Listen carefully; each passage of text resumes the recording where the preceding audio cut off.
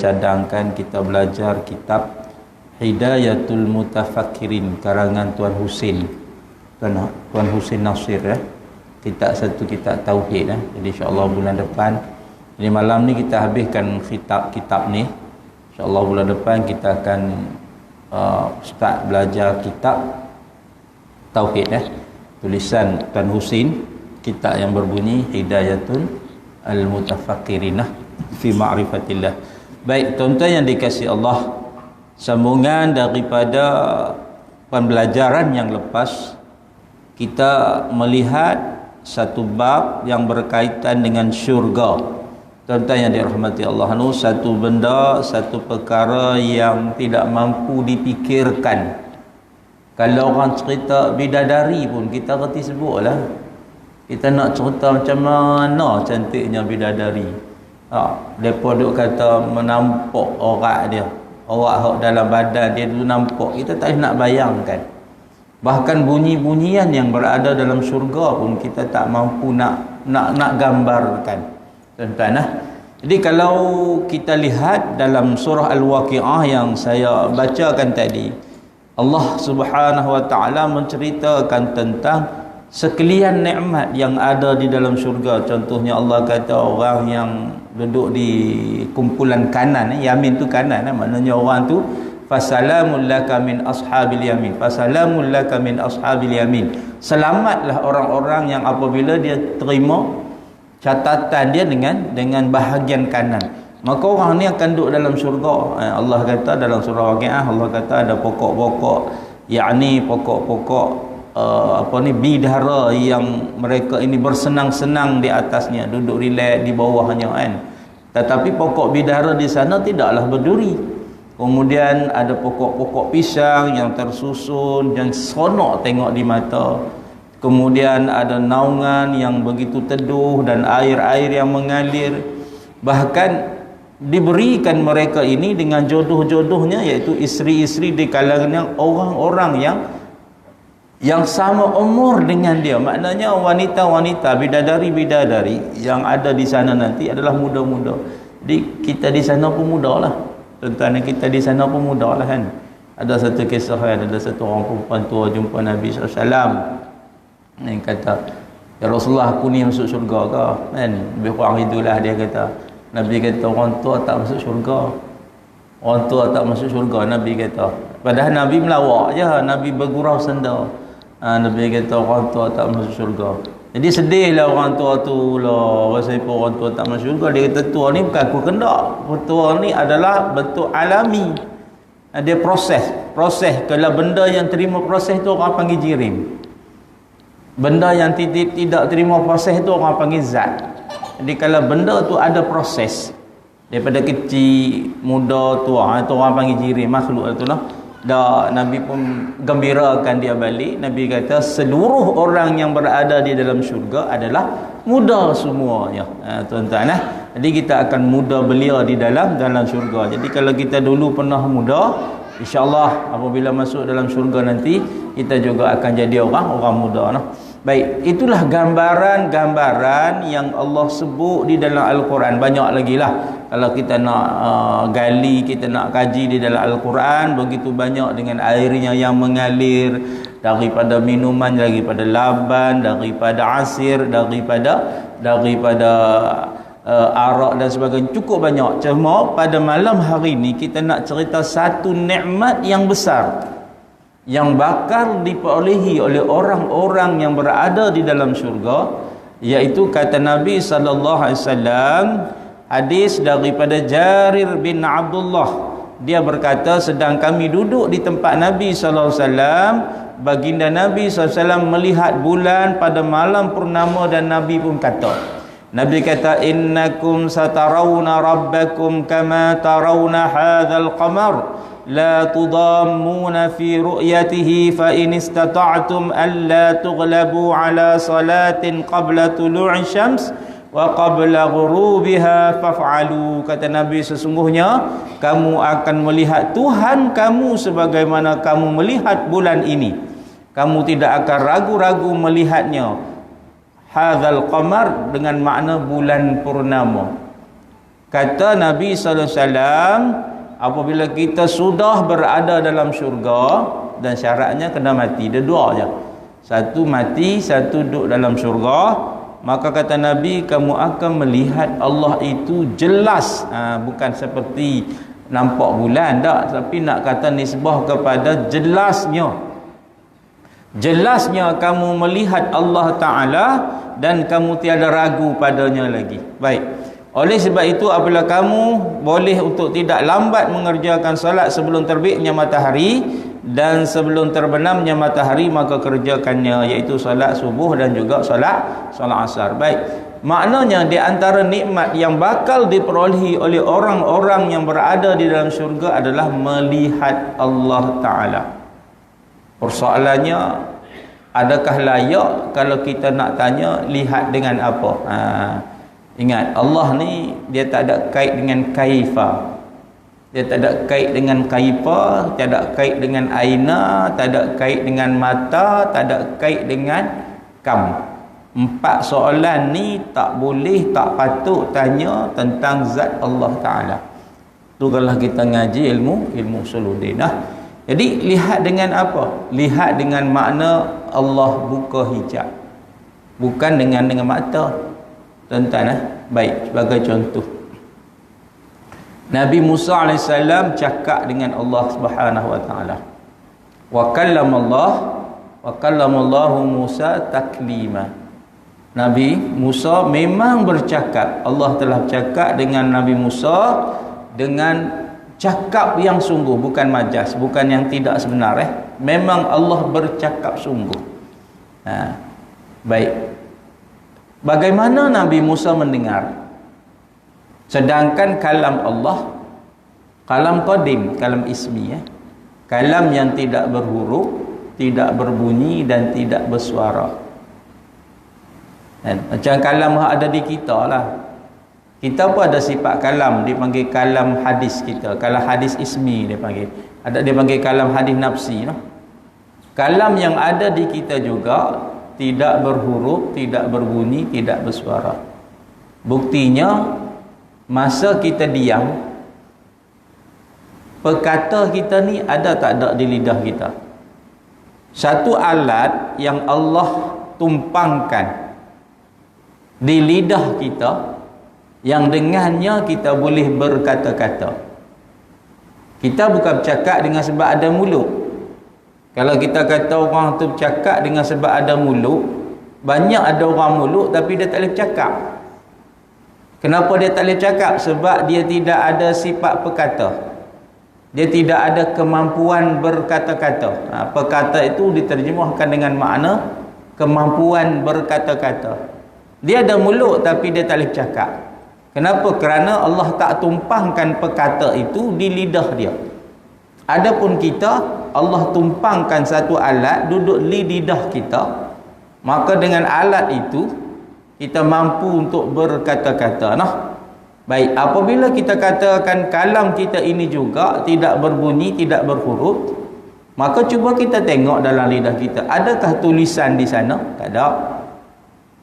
Adakah ada bunyi A ke B ke? Tak ada. Habis tu bunyi tu, bunyi apabila kita berkata-kata. Berkata-kata bukan sifat. Berkata-kata perkara yang tidak ada, cuma sekadar tahu ada. Macam bermain, berjalan, berlari. Ada tak berlari? Ada, tapi dia tak ada. Tunjuk kena di kaki. Ni kalau masuk ilmu usuluddin macam tu lah. Bercakap, mana bercakap tu? Tunjuk kena di mulut. Cuma dia tumpang di udara, masuk di telinga kita.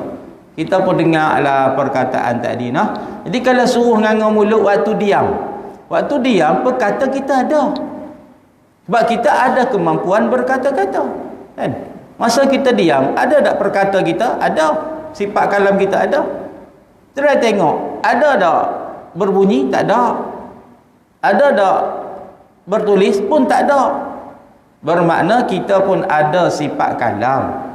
Cuma bezanya, kalam ini dia tumpang di kita. Kalam Allah dia tidak tumpang di zat. Kalam kita ni ditumpang di jirim kita. Kalau diri kita tak ada lah kalam tu. Kalau kalam tu tak ada, kita pun tak boleh bercakap. Itu beza kita dengan Allah Ta'ala. Jadi tuan-tuan yang dirahmati Allah, bagaimana Nabi Musa faham? Bagaimana Nabi Musa faham yang apa Allah kata? Tuan-tuan, macam mana? Sedangkan Allah itu kalam dia, kalam yang tidak berbunyi, tidak berhuruf. Macam mana Nabi Musa faham? Nabi Musa faham kerana Allah buka hijab. Maksud buka hijab itu, Nabi Musa boleh faham, bukan dengan telinga. Tetapi seluruh jasad Nabi Musa memahami apa yang Allah kata. Tuan-tuan, apa yang Allah kata, Nabi Musa faham. Tapi dia bukan faham dengan telinga. Kalau kita faham dengan telinga macam kita, mesti kena ada bunyi, mesti kena ada suara. Tak mesti kena adalah isyarat-isyarat tertentu tak. Tapi Nabi Musa faham dengan seluruh jasad dia, daripada kepalanya sampai kakinya. Inilah yang kita namakan di sisinya Abu Hasan Asy'ari ataupun dalam ulama Asy'ariyah dipanggil Allah buka hijab. Allah buka hijab. Maknanya samalah di dalam syurga besok kita boleh melihat Allah Ta'ala dengan makna Allah buka hijab. Bukan kita lihat Allah di hadapan. Kalau Allah di hadapan bertempat, tuan-tuan. Allah di hadapan kita, maka kita melihat. Itu maknanya Allah di depan kita, berarti bertempat. Sedangkan zat dia tidak kait dengan tempat. Hak kait dengan tempat ni jirim. Hak kait dengan tempat, ada tempat, ada kanan, ada masa, ada kiri, ada belakang, ada atas, ada bawah, tebal, nipis.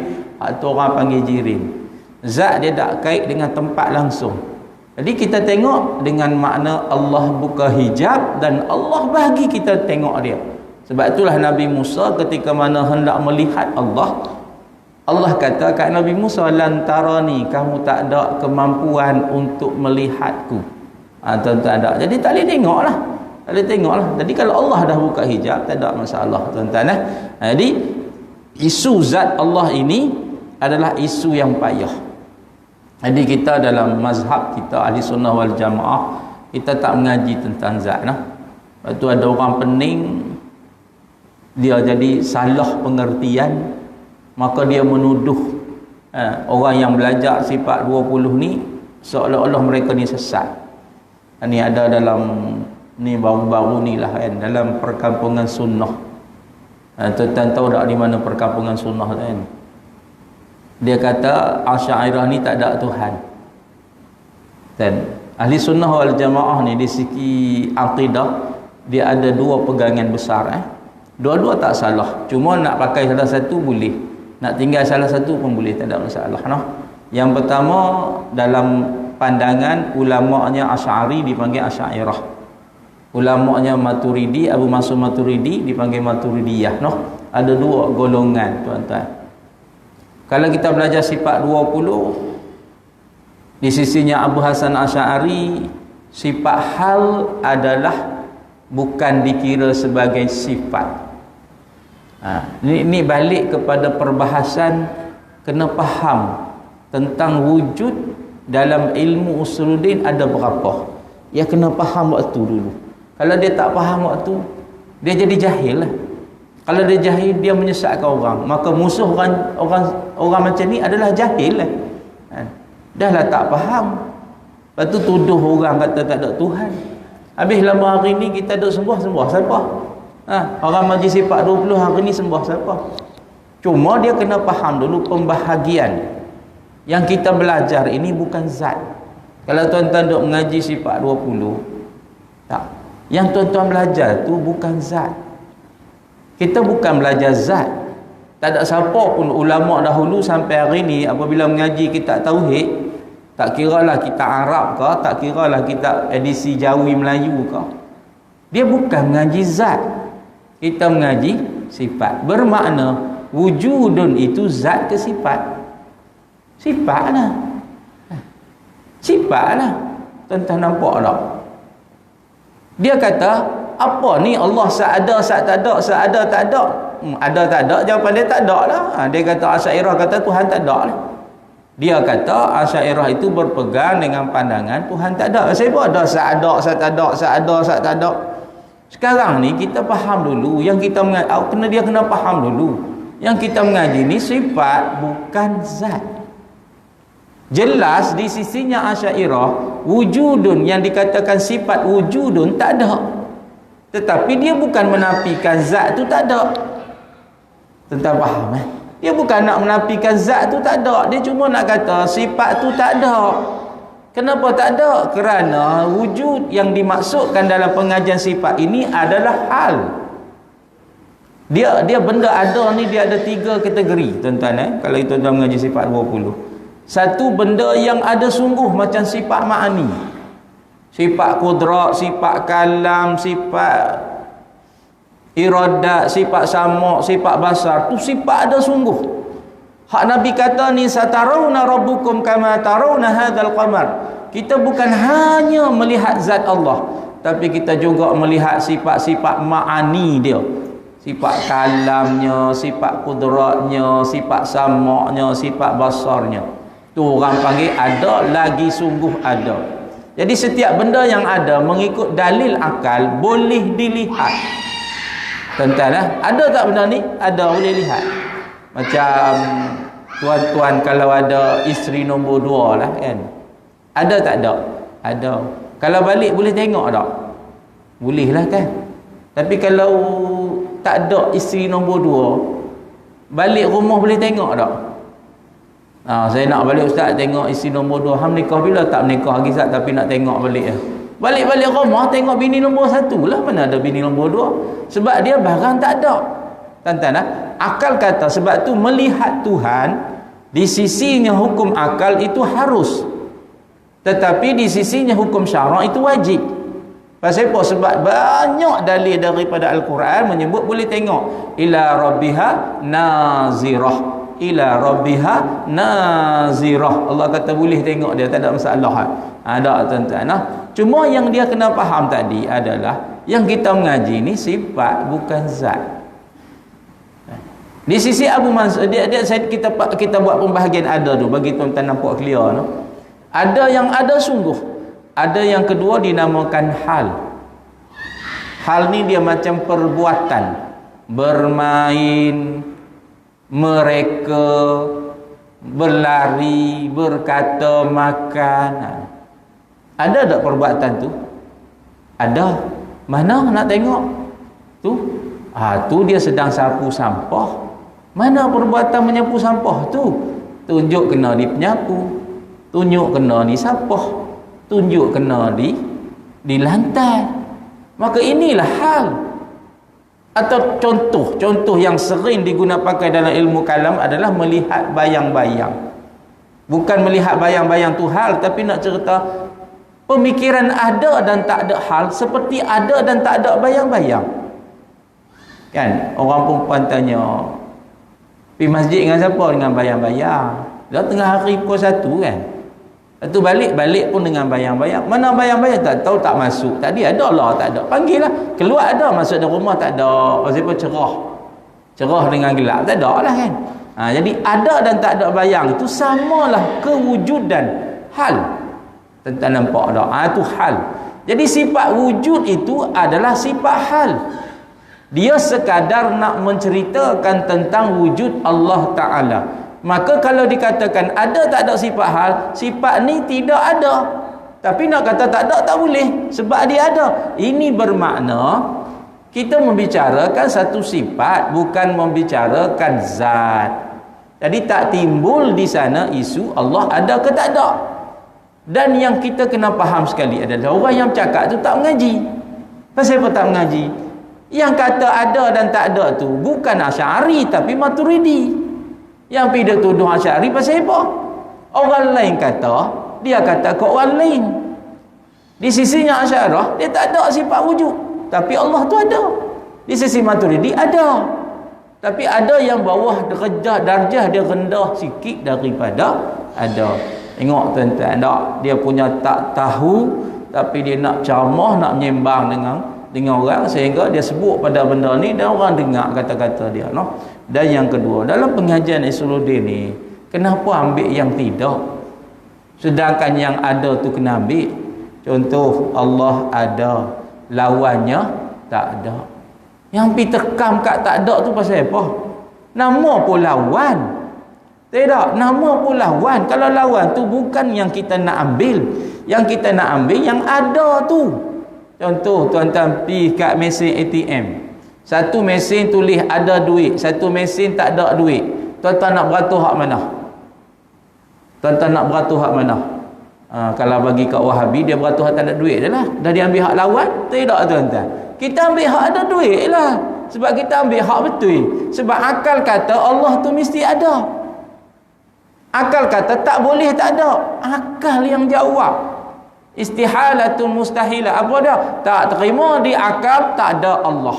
Tak terima di akal. Apabila tak terima, pasal apa duk ambil hak tu?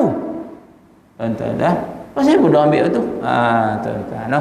Jadi benda ni, kalau setakat dengar daripada jauh, jangan duk sembang. Mai mengaji dulu. Walaupun kita tak kenal, tak suka dengan pengajian akidah sifat 20. Mai mengaji dulu. Orang talis tuan-tuan, dia nak halang kita, dia nak lawan kita, dia pergi mengaji. Dia duduk di Azhar tu berapa lama, dia mengaji sungguh-sungguh, bahkan dia lebih mahir daripada kita. Dia keluar tu baru dia lawan kita. Bukan dia duduk jauh main lawan, tidak. Dia lawan kita setelah dia mahir menguasai segala ilmu yang ada di dalam Al-Quran. Ini tak tahu apa benda, mai duk saya tembok orang ikut dan dia. Lah kali nampak sangat kejahilannya tuan-tuan. Nampak sangat kejahilan dia. Kita pun kalau kita tak berani, kita tak serang sifat tiga tu. Rububiyah ke, uluhiyah ke, asma' sifat, kita tak kata. Kalau dia kata dia nak mengaji cara tu, silakan, tak ada masalah. Selagi kita tidak mendalami, kita tidak faham tentang pengajian mereka, kita tak serang. Tapi setelah kita mengaji, kita faham, kita bandingkan dengan kita, maka kita serang. Bolehlah kita, sebab kita reti dan faham. Jadi tuan-tuan yang dikasihi Allah no? Jadi kalau ada orang dengar dia tak faham, tiba-tiba dia dengar tok guru depa bercakap, tak kira lah tok guru tu ada janggut ke tak ada janggut kan, no? Tu tok guru kau tak garu, tak tahulah tuan-tuan. Tak. Dia dengar dan dia ikut. Akhirnya dia menuduh Asy'ariyah ini sesat. Tuan-tuan yang dikasihi Allah, inilah tanda akhir zaman, yang di mana maksiat ni bukan setakat tak semayang, bukan setakat berzina no. Fitnah juga adalah maksiat no. Inilah maksiat yang mula bermaharaja rela, dah tampil keluar di depan kita, orang viral dan sebagainya nah. Ini sifat-sifat kejahatan yang menunjukkan kita sudah berada di akhir zaman. Baik tuan-tuan yang dikasihi Allah no. Jadi kalau kita bicara tentang melihat Tuhan, apa maksudnya? Melihat itu dengan makna Allah membuka hijab. Jadi tak payah duk fikirlah tuan-tuan macam mana cara no. Hak kita fikir semayang bagi betul, mengaji bagi habis, kemudian buat amal soleh, itu yang utama bagi kita pada hari ini. Kemudian baginda membacakan tasbih dengan memuji Tuhanmu sebelum terbit matahari dan sebelum terbenamnya. Tuan-tuan, hadis ini dikeluarkan dalam hadis Sahih Bukhari dan juga hadis Muslim. Maknanya sebelum sembahyang subuh tu ambillah masa saat. No, sebelum sembahyang subuh tu janganlah bangkit bangun 5.50. Tak lah kita nak buat tahajud dan sebagainya, bangkit awal sikit. Umur-umur macam kita ni pukul 5 tu boleh dah bangkit kan. Bangkit saat sembahyang. Tak perlu lama. Buat tahajud 2 rakaat, kalau witir malah buat 1 rakaat, kalau rajin sikit buat 3. Dia tak perlu lama tuan-tuan. Lepas tu banyakkan istighfar kan. Kemudian bacalah Quran sikit dan sebagainya. Lepas tu bunyi azan, semayanglah qabla al-fajri 2 rakaat pergi masjid, tambah pula dengan tahiyatul masjid. Tuan-tuan yang dirahmati Allah nah. Begitu juga dengan sebelumnya terbenamnya matahari. Jangan lambat sembahyang asar, buat sunat sebelum asar dan sebagainya lah. Baik, Rasulullah sallallahu alaihi wasallam membaca lagi, bagi orang-orang yang berbuat baik dan pahalanya terbaik syurga dan tambahannya. Banyak ayat Quran yang menunjukkan ganjaran pahala bagi orang yang buat amal soleh. Contohnya dalam surah Al-Kahfi kan, innal ladzina amanu wa amilus solihat kanat lahum jannatul firdausi nuzula Allah kata orang yang beriman dan kemudian dia buat amal soleh. Amal soleh tu apa? Dia ulang baliklah untuk peringatan bersama. Yang pertama amalan fardhiyah, yang kedua amalan jariyah, dan yang ketiga amalan nafilah. Itu orang panggil amal soleh. Jangan tinggal. Tiga-tiga ni satu hari mesti kena buat. Fardu kena buat, jariyah kena buat, nafilah kena buat, baru orang panggil amal soleh. Kalau kita setakat sembahyang fardu, sembahyang sunat tak jadi, dia tak panggil amal soleh, dia panggil lepas batuk di tangga. Kalau kita buat sunat je, fardu tak buat lagi tak jadi. Kalau kita sunat pun buat, fardu pun buat, jariyah pula tak buat pun tidak dikira amal soleh, no. Jariyah ni sama ada dengan hartanya, dengan tenaganya, dengan pandangan dan fikiran, banyaklah tuan-tuan. Jadi satu hari tu mesti kena ada amal soleh. Tuan-tuan, mesti kena ada amal soleh, no. Baik. Allah kata sesungguhnya orang yang berbuat amal soleh tadi, dia beriman dan beramal soleh, maka bagi dia adalah surga Firdaus tempat dia kembali. Allahu Akbar. Tuan-tuan dah, syurga tingkat tinggi. Allah nak bagi kepada siapa? Kepada orang yang ada tiket. Tiket dia apa? Beriman dan beramal soleh. Orang macam ni boleh, insya-Allah boleh duduk dalam syurga. Lalu baginda pun bersabda, idza dakhala ahlul jannah al jannata qila, apabila masuk ahli syurga ke dalam syurga, maka dikatakanlah lakum indallahi mau'idan yuridu an yujizkumuh. Allah memiliki janji kepada yang ingin dia laksanakan untuk kamu. Ma hadzal mau'id, apa tu janji dia? Alam yusaqqil midanana wa yubayyid wujuhana wa yudkhilnal jannah wa yujirna minan nar fayarfa'ul hijab wa yanzuruna ila wajhillahi ta'ala fama a'tu syai'an ahabba ilaihim minan nazari ilaih. Mereka kata, janji apa itu? Bukankah dia telah memberatkan timbangan kami? Yang pertama, katanya orang masuk syurga, janji apa yang Allah nak bagi? Sedangkan Allah dah bagi banyak dah. Yang pertama, diberatkan timbangan kami saat dimizankan, memutihkan wajah kami, wajah kami jadi cerah. Orang cerah wajah ni boleh masuk syurga. Orang hitam lekam dia tak boleh masuk syurga. Bukan hitam di dunia, tapi hitam kerana dosanya di akhirat besok. Maka hitam tu dia tak boleh masuk syurga, tapi Allah telah memutihkan. Wujuhun yauma idzin nadhirah. Orang-orang itu pada hari tersebut wajahnya bersinar-sinar, tuan-tuan. Jadi kita kalau ditakdirkan masuk syurga, insya-Allah wajah kita bersinar-sinar. Dan melindungi kami, wa yujirna minan nar, dan Allah hindarkan kami daripada api neraka. Katanya mereka itu fayarfa'ul hijab, kata, dan hijab pun diangkat dan mereka diberi, hani janjinya, maka hijab pun diangkat dan mereka diberi melihat Allah Ta'ala, wajah Allah dengan makna tafwid. Wajah tu dengan makna tafwid. Dia begini, tuan-tuan. Dalam ilmu usuluddin, sebab tu kalau nak ngaji kitab hikam, dia kena mengaji juga usuluddin ni. Takut kita tak berapa nak memahami tu. Dalam pegangan salaf, ayat-ayat yang berbentuk teks yang menyerupai jisim itu tidak diberi terjemahan oleh para ulama, para sahabat, para tabi'in, itba'ut tabi'in. Mereka tidak terjemahkan.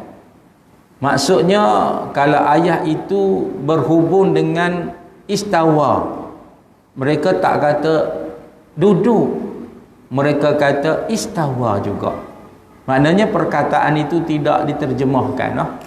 Itu kaedah ni kita panggil tafwid. Kaedah iaitu tidak menterjemahkan apa-apa makna. Yadullah fauqa aidihim. Kalau kita mengaji bahasa Arab, yadun tu tangan. Tangan yadun tu. Yadun tu tangan. Tapi kalau ulama salaf, apabila datang ayat-ayat mutasyabihah macam ni, ayat-ayat yang menyebabkan kalau terjemah boleh lari makna, maka mereka tak bagi terjemah. Yadun lah. Tak ada apa-apa. Yadullah fawqa aydihim. Depa tak terjemah tangan, depa tak terjemah apa-apa yang membawa kepada sifat makhluk. Ini yang dinamakan pegangan golongan salaf. Itu kita sebut tafwid. Tuan-tuan ada tafwid. Kalau tuan-tuan biasa dengar lah. Baik. Mari ulama hari ni yang kita kata mutaakhirin ni atau khalaf, depa kata pegangan tu betul. Yang dipegang salaf tu betul. Cuma umat Islam hari ni bimbang. Takut-takut nanti dia boleh menjisimkan Allah Ta'ala. Dia boleh menyebabkan Allah ni macam bersifat seperti makhluk. Sedangkan ayat yang muhkamat, ayat yang dah tetap dah, Allah kata laisa kamislihi syai'un. Allah kata dia ni tak serupa dengan sesuatu. Sesuatu tu maknanya siwa Allah wa sifatihi. Selain dia dan zat dia, selain zat dia dan sifat dia yang ma'ani tadi, tu adalah semuanya makhluk, yakni alam. Jadi alam tu adalah selain Allah dan sifatnya, yakni sifat ma'ani tadi. Baik. Apabila nak memahamkan ayat tadi, maka mereka menggunakan kaedah takwilun. Dia ada dua kaedah. Jadi kita nak pakai mana salah satu pun bolehlah.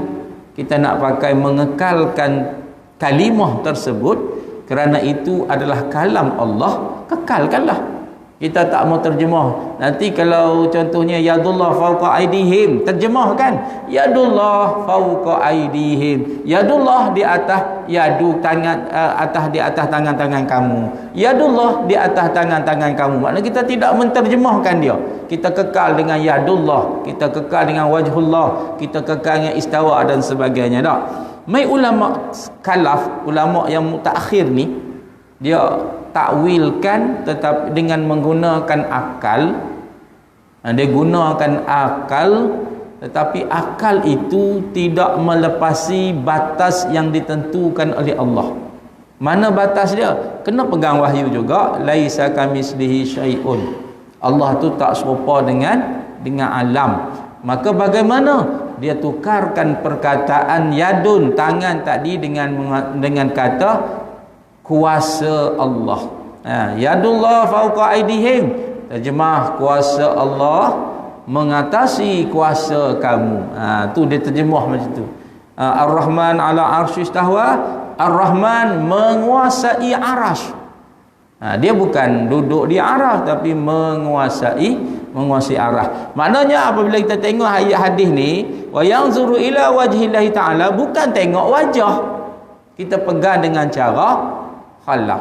Tapi kalau tuan-tuan nak pegang dengan khalaf dan dengan salaf, tak ada masalah.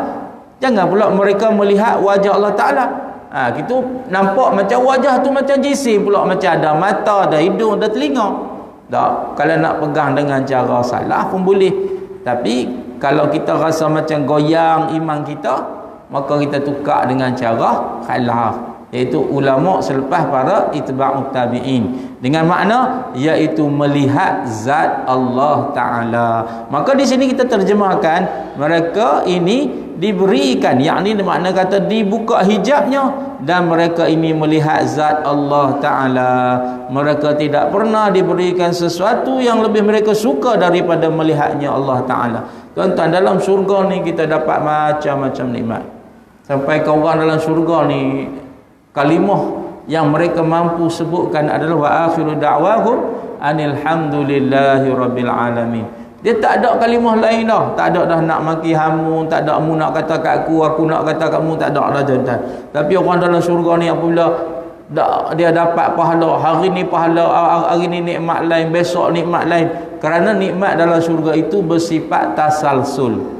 Tasalsul tu makna dia apa? Makna dia tak ada ujung. Makna dia tak ada ujung. Nikmat. Jadi surga itu sendiri disebut dalam, kalau kita mengaji sifat 20, dipanggil dalam bab baqa, kan, artinya yang kekal itu, termasuk benda-benda yang Allah kekalkan. Dia panggil kekal aridi, benda-benda yang Allah kekalkan dia. Adanya permulaan, benda ni dipanggil wajib aridi. Benda ni ada permulaan, syurga ni ada permulaan, tetapi Allah kekalkan ada dia kerana dia hendak syurga tu kekal. Dan juga nikmat yang ada di dalam syurga tu pun Allah hendak dia kekal. Dan kita pun yang akan masuk syurga nanti, Allah hendak juga kita kekal. Maka kekalnya dalam syurga itu dengan mengambil sekalian nikmat itu orang panggil tasalsul. Orang panggil tasalsul. Tak habis-habis syurga kita dapatkan nikmat tadi. Maka wa akhiru da'wahum anilhamdulillahi rabbil alamin. Orang dalam syurga ni tak ada cara lain dah. Dia hanya mengucapkan perkataan terima kasih Tuhan. Tak berhenti-henti terima kasih Tuhan. Dah hari ni makan musangking, esok makan lah ni orang kata ada lagi durian yang lebih sedap daripada musangking. Tak, saya tak tahulah betul ke tidak, wallahu a'lam kan. Depa kata ada ustaz lah ni ada lagi sedap daripada musangking. Tuan-tuan, dalam syurga tu lebih sedap lagi daripada benda tu lagi ada. Dan nikmat yang kita makan ni tuan-tuan, hari ni rasa lain, besok rasa lain. Sedap bukan tak sedap. Banyak kedai yang kita pergi, hari ni sedap, besok pergi pula tak berapa nak sedap pula dah. Banyak kedai macam tu kan. Dia jadi koi naik, koi sedap pun ada. Sama rasa apa kedai ni dah 8-90 tahun. Macam kopi keluang, siapa-siapa duk biasa minum kopi keluang dekat Johor kan. Dia rasa dia tak berubah. Tapi syarat kena minum kat kedai tu, kat sesembah atas kereta api itulah. Tapi kalau minum ambil balik tak jadi, tak rasa sama dah. Kita minum sana, aku minum dah 20 tahun yang lepas, rasa tak berubah, tapi tak tambah. Dan tak. Rasa tak berubah, tapi tak tambah. Tapi dalam syurga ni rasa dia lain tapi tambah, makin sedap dan sebagainya. Dan nikmat yang paling besar sekali adalah dengan melihat Allah Subhanahu wa taala. Dan tuan-tuan lah, hak kita duk rindu lama hari ni kan, duk cerita, kita belajar sifat dia, kita tengok dia terkaya, kita lihat dia, kita berhajat kat dia, maka pada hari yang dia izinkan, maka kita dapat melihat dia. Maka apabila melihat dia, maka tak teringat segala nikmat hak lain. Tak, tuan-tuan, tak. Kita teringin nak pergi makan durian di 24 ke Semut Merah ke, tuan-tuan, tak. Tiba-tiba orang jamu musangking, agak-agak teringat tak durian kampung tadi.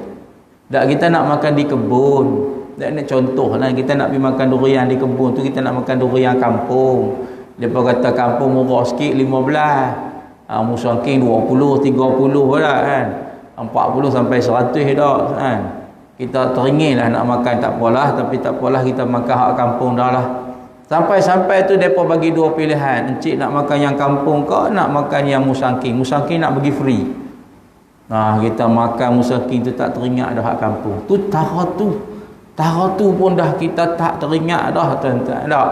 Bayangkan melihat Allah Ta'ala ini, maka nikmat yang paling besar bagi setiap hamba-hambanya apabila dia diberikan kesempatan oleh Allah Subhanahu Wa Ta'ala melihatnya di akhirat nanti. Jadi kita kena berazam, tuan-tuan, untuk melihat Allah Ta'ala. Hadis tentang melihat Allah Ta'ala telah diriwayatkan oleh sekumpulan sahabat. Melihat Allah adalah puncak kenikmatan. Dia dalam ilmu kalam, Mu'tazilah menafikan melihat Allah. Mu'tazilah dia kata kita tak akan lihat Allah.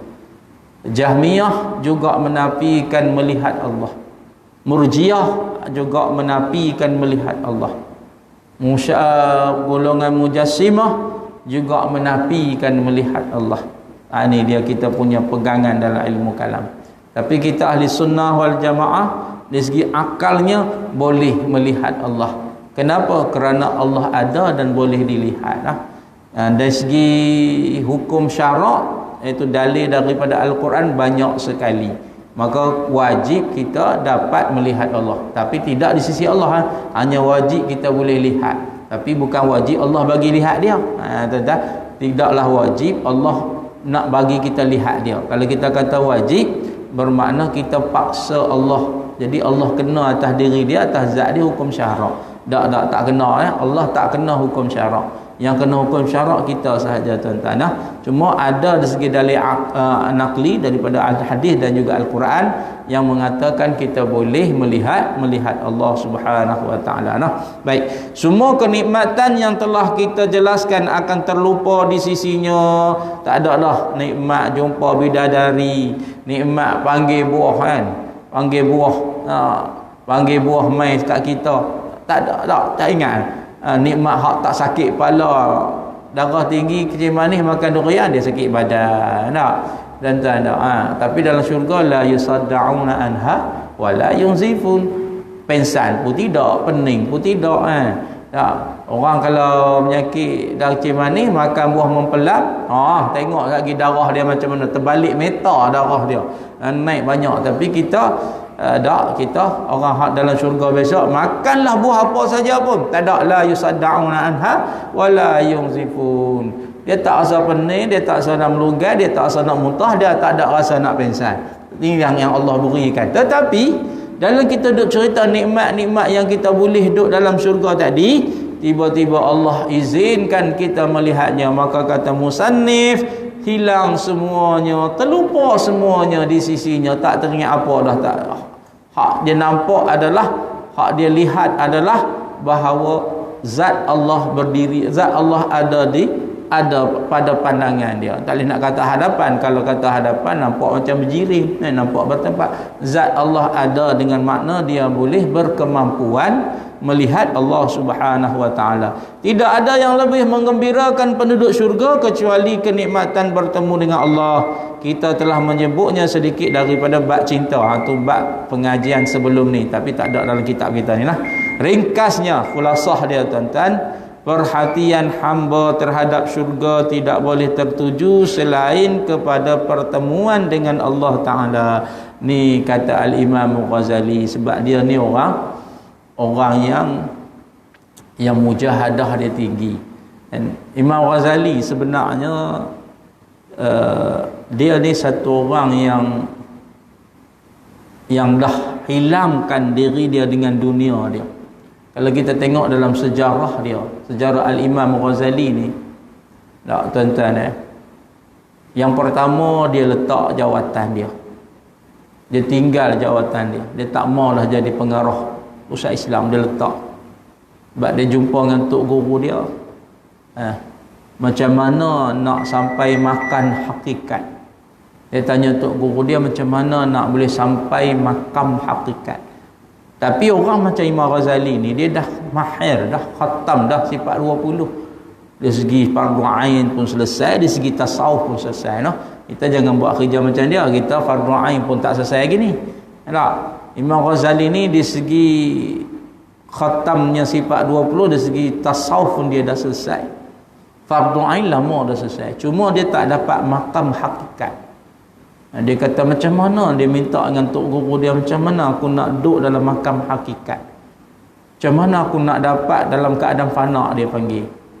Padahal dia kata macam hilang diri. Bukan hilang diri itu macam mabuk ketum dah. Orang lain ni hilang diri mabuk ketum lah. Tak. Dia nak hilang diri fana tu macam mana. Tok guru dia kata yang pertama, lepaskan duniamu, lepaskan semua duniamu. Macam mana cara nak buat? Hilangkan pekerjaan. Dia tak mau kerja lah. Betul. Nombor 2, tok guru dia kata, wakafkan seluruh hartamu. Ada sikit ke banyak kamu wakaf, beri ke orang, biar tak ada apa pun kamu. Biar tak ada apa kamu tuan-tuan. Tu sanggup dah kita nak buat. Tak sanggup kot noh. Waktu tu kita kata kita duduk dalam makan syariat lagi. Noh, tak selesai lagi waktu tu. Kau wakafkan. Habis dah wakaf, kau uslahkan diri. Kau keluar, jangan campur dengan manusia. Maka dia meninggalkan bumi Syam. Tak silap saya, dia pergi ke Baghdad tuan-tuan. Dia hilangkan diri dia selama 10 tahun. Jadi orang tak tahu dia pergi mana. Hilang begitu. Akhirnya terbuka segala bagi dia pintu-pintu hijab. Pintu-pintu rahsia terbuka, dipanggil istilah. Nampak zahir bagi Al-Imam Ghazali tentang alam-alam yang tidak nampak dengan mata orang-orang macam kita tuan-tuan. Baik, maka dia kata bagaimana? Dia kata sebab kalau kita ikut perkataan dia kata tumpukan syurga itu adalah pertemuan kamu dengan Allah. Tak terdetik pun di hati kita, betul. Kita kalau boleh masuk syurga tu dah seronok dah. Tak, daripada kita lahir sampai sekarang ni, kalau boleh masuk syurga kita rasa seronok dah. Tapi pernah tak terfikir, aku nak masuk syurga, yang paling penting aku nak bertemu dengan Allah, ada tak? Belum lagi kan? Maka Al-Imam Ghazali dia sudah sampai ke makam tu. Jadi bukanlah salah kalau kita kata aku nak masuk surga itu dah penting, tak salah. Tapi nak beritahu itulah perbezaan maqam kita dengan maqamnya Al-Imam Ghazali. Sementara kenikmatan lainnya turut dinikmati pula oleh binatang yang dilepaskan di tempat pengembalaan. Wallahu a'lam. Jadi habislah kitab kita, tuan-tuan yang dikasihi Allah, no? Jadi habislah kitab kita. Penutup tak payah bacalah. Jadi insya-Allah bulan depan kita baca kitab baru. Kita baca kitab Hidayatul Mutafakkirin. Kalau tuan-tuan nak pergi beli pun belilah. Kalau kitab Rumi tu mahal sikitlah, ada lebih kurang RM12. Kalau kitab Jawi tak mahal mana pun, dalam 7 ataupun RM6 sahaja. Nak cari tam mana, cari di Hasani ada. Tapi Hasani di hak dekat Seberang Perai ni macam tak ada dah. Sebab pergi cari hari tu pun dia kata stok tak sampai, banyak orang ada.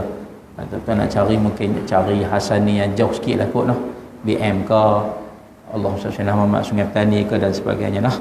Di setakat itulah dulu pertemuan kita pada hari ini. Wallahu alam. Yang baik datang daripada Allah Subhanahu Wa Taala, yang lemah yang kurang tu diri saya. Hakikat keseluruhan datang daripada Allah Subhanahu Wa Taala. Bismillahirrahmanirrahim. Allahumma akhrijna min zulumatil jahli wan nisyan birahmatika ya arhamar rahimin, walhamdulillahi rabbil alamin. Taqabbalallahu minkum.